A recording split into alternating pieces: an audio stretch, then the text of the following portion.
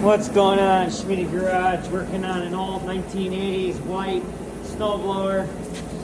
Have to separate the half, the housing, and then the belt snap. I'm trying to find one. I'm trying to go through all the ones I have, and I went to the auto parts store and I got this one. I'm hoping this one fits.